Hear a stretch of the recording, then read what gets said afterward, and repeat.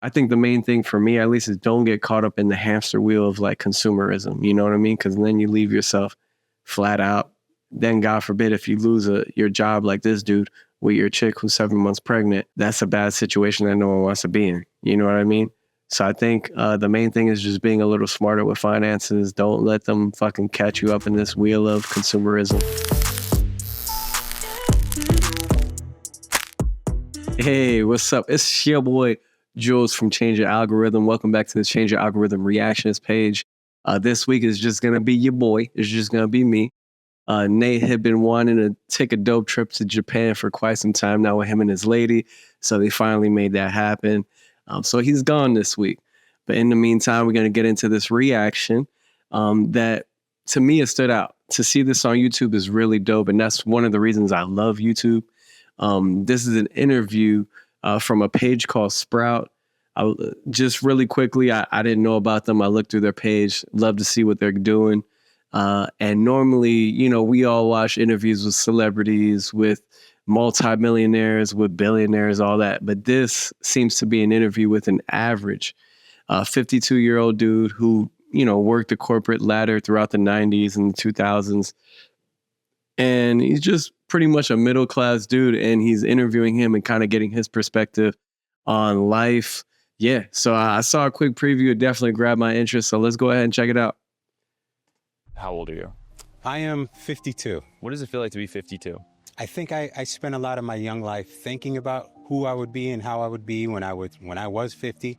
Exactly. When that day came, I just kind of felt good where I was. I felt like I can be proud of who I am and all the things I've done and learn from all the stupid mistakes I made. And I felt pretty good. I still look forward. I think a lot of that probably is because I don't often remind myself I'm 50. I only have this much time left. I'm still plugging along. Obviously, I'm around other 50-year-olds, and some of them do not handle that arbitrary number well. They don't handle it well, and sometimes it shows up in kind of destructive behavior or thought patterns or things like that.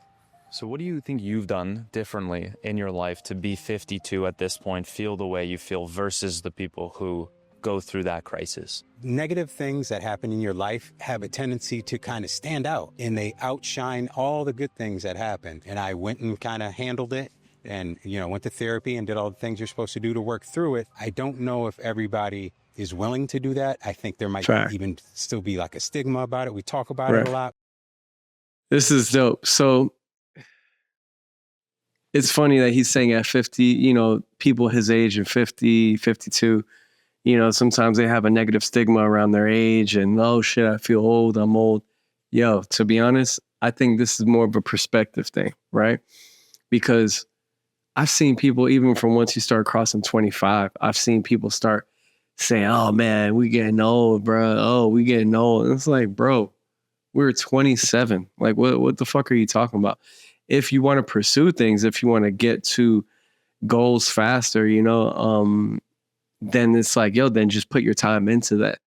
But if, you know, if huge goals isn't what you want your life to be about, then figure out what it is. You know what I mean? Maybe it's starting a family. Maybe it's living more intentional. Maybe it's traveling. You know, find a way to just invest your time into making the life that you want. Yeah, you know, like I speak with my fiance every day. Our situation is very unique, but it fits both of us extremely well. And we're able to care for each other, have time to nurture each other. We're still working towards our goals with films, with projects. I'm still writing. She's on the producing side. And we still have enough time to carve out for ourselves and quality time and be able to enjoy our progress and our journey. You know, one thing I even shared with her, I never wanted to like, at one point I was trying to hurry up and make things happen. But then after a while, I was like, okay, you know what? When I do get to my journey, I never want to look back. And now I feel like I got to make up for like my day-to-day life. You know, a lot of people, sometimes they just go 100% towards career goals. And then their life outside of that is like nothing, you know? So then they kind of end up with like nothing but their career and their goals. And then they end up in a weird space. And like, not to judge, but I just never wanted that. I always wanted to be happy and successful across the board. So yeah. So it's funny that he brought up therapy because I did do therapy. My fiance has done therapy. She's currently in therapy as well. We had lost our child at 39 weeks of her pregnancy, which, if you know pregnancy, it was literally right there when he was about to be born. So, been going to therapy, working through that. And I say that to say that I think therapy is for everyone in some way, shape, or form. And yeah, I just think it's funny that he was saying at 50 and 52 people have negative thoughts. I just feel like it's more of a perspective thing, and you could already have those negative thoughts even from earlier on in age. So let's get back into it. Talk about it a lot, but there's still a stigma about getting help to get over these small negative things that outshine everything else in your life. For someone who doesn't know you, what do we need to know about your childhood and how you grew up to understand the person that we're speaking to today? My father was very loving. He had the tough job of raising 5 kids. My mother was not in the picture. People were really having 5 kids back in the day, bro. So I'm sure it was very difficult. I didn't understand that then, but I feel like I went through a lot of my life hearing other people's trauma. And they seem to be stuck on it. I used to knee-jerk reaction. Well, let me share mine with you. And I think somewhere along the line that it's just dawned on me that it's like, it's not a contest. I don't want to out-trauma your trauma. I tried my best not to dwell on it because I would see people who did dwell on it. And it didn't seem to be the kind of person that I wanted to be. When you talk about trauma, if you don't mind sharing, what is it that... Let me pause that. This dude's dropping gems. Like, just perspective-wise, he's dropping gems. Major. You are speaking about? My family has substance abuse problems, tends to run like a fire through families. And whether that be alcoholism or overeating or drug abuse or any of those things, my particular situation was a lot of alcohol abuse. And, that touched me too. I was one of those people who thought, I know alcoholics, so I can't possibly be one. Right. And, it took life to show you that it can affect anybody. And, it affected me, and I had to get a handle on it. You became one? I was one for a long time. I think I always was one. I had to get a handle on that before it, really destroyed your life, which it can do, and it has done to many people. So you experienced it as a child with your father? With my mother. With your mother. What was that like? It affects you in ways you can't even see. You grow up with a certain sort of programming in how you handle life. And a lot of that is how you handle trauma. So I had to eventually deal with that. I feel 100 times better now. At what period in your life were you consider yourself an alcoholic, and when did you stop? I'm assuming you're not right now. No. You always are, but no, not, I'm sober and clean. I honestly Hold on. So thank God I've never really dealt with like heavy alcoholism in my family. My grandfather was my abuelo. I wouldn't say he was an alcoholic, but he used to drink. Well, I don't know. From my perspective, when I was a kid, I don't think he was an alcoholic. I don't think he was getting like shit faced every day. But there were moments where he would get really drunk and he would act a little belligerent. He would act a little wild. No lie, And I remember witnessing a moment where he got out of hand and my uncle had to like kind of pin him down to the couch, and he was trying to kick my uncle. And I was just like, what the fuck? And I just remember thinking like, damn, like that's what alcohol does. And like, I never wanted to get that drunk, even though fast forward early 20s, 25s. I got drunk. Right. But I knew like I never wanted it to be a habit, I never wanted to just drink at the house. It was always like a to-go out thing or hanging with the homies type thing. But for him to grow up in that, and then for him to just now say, you're always an alcoholic, but right now I'm sober, that's kind of wild. To me, that's a wild statement. Because, people say alcoholism is a disease. And the way he just said that kind of really enforced that, because I guess he feels like it was passed on to him. So that's kind of crazy. I have to tell you, for as long as I can remember, teenage years until I was 40. Wow. So what changed at 40? it just is harder to live that sort of life. You know, it's harder to get up every day, and it's just difficult. Hangovers hit different. Things start piling up. Thank goodness, you know, I didn't hurt myself or hurt anybody else or anything like that, but it's not compatible with life. Not if you want to have a good life. What do you do for a living? I am a graphic designer at heart. That has taken on many forms over the years. I've worked in the corporate world. I've worked for myself. Now I run a bunch of e-commerce apparel stores. More or less, I'm an entrepreneur, but I do that through graphic design. Okay, so you were working in other jobs, you're in the corporate world, but now you're working for yourself. Did that come gradually? You just wanted to be an entrepreneur, or what happened? I don't think I was ever happy. I come from the generation that they told you, go to college, get a job, shut up and work it for 40 years, retire, and then start taking vacations. And we're still there. Yeah, I think we are still there. I think a lot of people are starting to wake up to the alternative.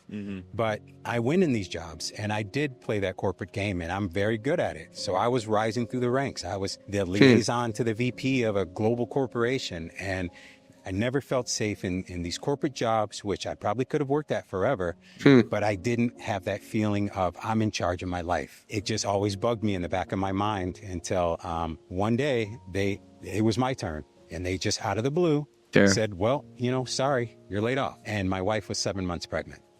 So I had a little bit of panic. Sheesh. But then they said, we're going to give you a severance package. Oh, nice. And it clicked in my mind. This is what I've been waiting for all this time. So I went off on my own. How old were you at that time? 32. Take me back to that. I'm gonna pause right there. This is dope because I feel like we're in the generation now of entrepreneurship, right? Everything is like, look at me, what I'm doing, creating our own content, trying to build our own page, bring value to you. So that way you have a reason to watch us. You know what I mean? We did entertainment and pure comedy skits before on our channel growing up. But we love interviews like this. We love perspective. We love learning new things. And I'm all about doing your own thing, entrepreneurship. But at the same time, I believe not everyone is cut out for it, or everyone doesn't want it. You know what I mean? So I feel like if you are going the traditional job route or corporate, or finding a gig that works for you and you're able to like share your talents through that position, as long as it's a company that has quality, as long as the people are dope, as long as you feel good in that environment, more power to you. And then also save some money, put some money into investments, get some crypto. Like, just, I think the main thing for me, at least, is don't get caught up in the hamster wheel of like consumerism. You know what I mean? Because then you leave yourself flat out. Then God forbid if you lose your job like this dude with your chick who's 7 months pregnant, that's a bad situation that no one wants to be in. You know what I mean?